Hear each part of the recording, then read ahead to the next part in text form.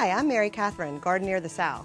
Hey, and I'm Pamela, your Brooklyn rooftop gardener. And we're here today in my backyard, and as you can see, it's a pretty formal garden, but I'd like to have a vegetable garden, and I don't really have room for one.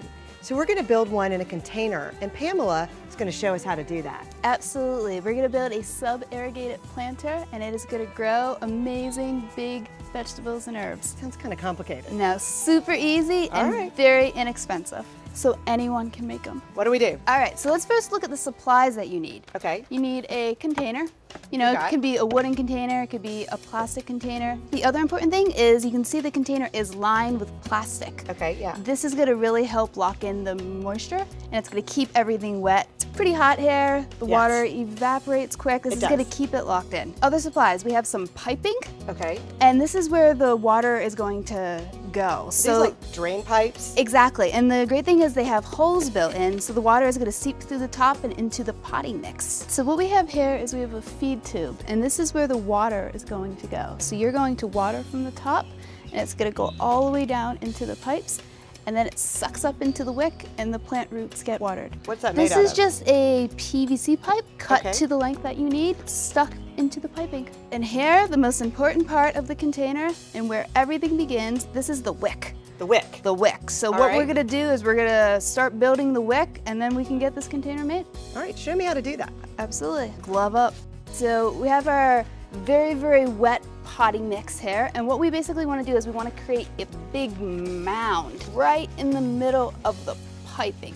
And that's really important because this is the first step. So if everything is wet, then the wicking process has begun. So we got our wick made, and that's all started. So now let's start filling this in with potting mix and perlite. The thing to know is that potting mix has perlite already in it. The water can move more quickly and air can move through, and perlite really helps with this. So what we want to do is we just want to pour some perlite into the potting mix. Mix it all around. It looks like a brownie mix. And then once we got that, we basically just want to pour it in all the way up to the top. Yeah. Great. So now, ready let's plant. All right, so now we've got all these plants laid out. All right, so basically we're just going to take them all out of their containers, dig holes, and plant them. Got a little mint over here. I love mint. Yeah, basil. Oh, the best, especially on top of pizza. Rosemary, which in my opinion smells the best. It does. It smells wonderful. Got some parsley. This is easy to dig down in here because it's so loose. It's so light. That's going to allow all the water to just seep through. Look how big these roots are already. This is going to grow amazing. And for the lettuce, you usually just read on the back. It says here 1/8 of an inch deep, so not deep at all. Put little holes and you just drop a seed in.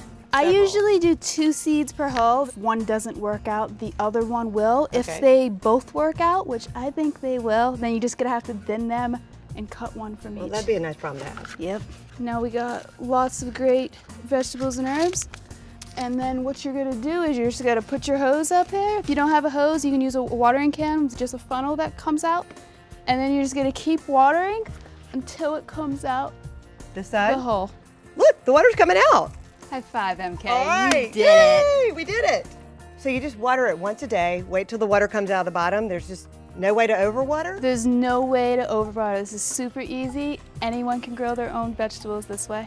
Well, I can't wait to see what comes up. Me too. For great projects like this and to meet all the Gardenieres, go to Gardenieres.com.